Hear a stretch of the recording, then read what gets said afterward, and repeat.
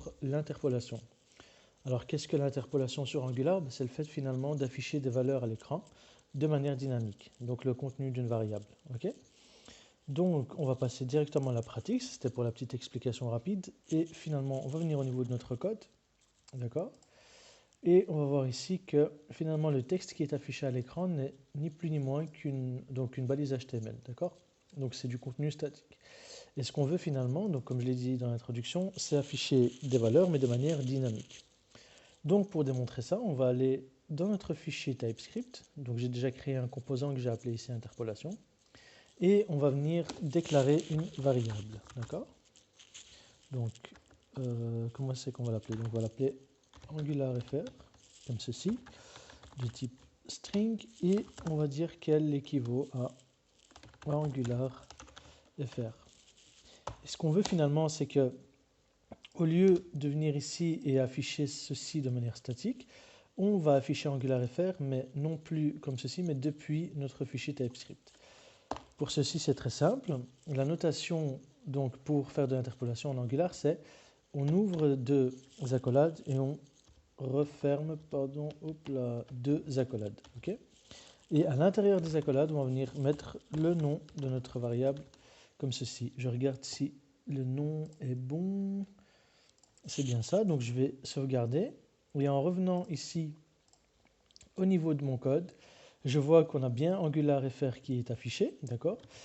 Mais non plus directement depuis la balise HTML, mais on a été chercher la valeur d'AngularFR depuis notre fichier TypeScript. Donc voilà, ça c'est de l'interpolation. C'est assez simple à mettre en place.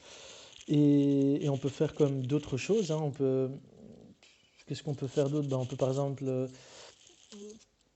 faire directement des expressions dedans. Donc par exemple, je vais vous faire un exemple ici. Si je fais donc H1 et par exemple, donc voilà, je vais faire le résultat d'un calcul directement dans mon fichier HTML et je viens faire par exemple 1 plus 3. D'accord? On va sauvegarder et revenir ici dans le HTML et on voit bien qu'il affiche le résultat de 1 plus 3. Ce qu'on peut faire aussi, c'est afficher donc par exemple le résultat d'une fonction. D'accord?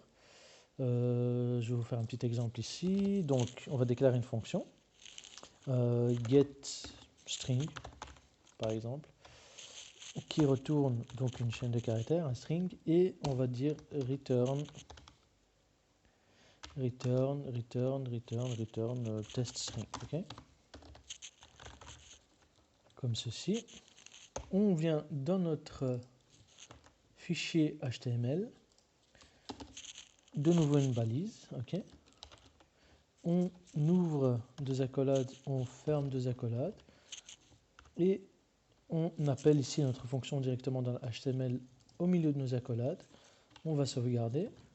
Et ici, donc voilà, on voit qu'il a bien affiché la valeur de la fonction qui est ici getString, qui nous retourne testString. Donc voilà, pour l'interpolation, c'est assez simple à mettre en place, un petit concept quand même qui peut être demandé dans les interviews et en tout cas qui est très utilisé au jour le jour au niveau du développement en Angular, qui est donc très important. Voilà. C'est tout pour cette vidéo. N'hésitez pas à vous abonner si vous avez apprécié le contenu. Et je vous dis à bientôt pour de nouvelles vidéos. D'ici là, portez-vous bien.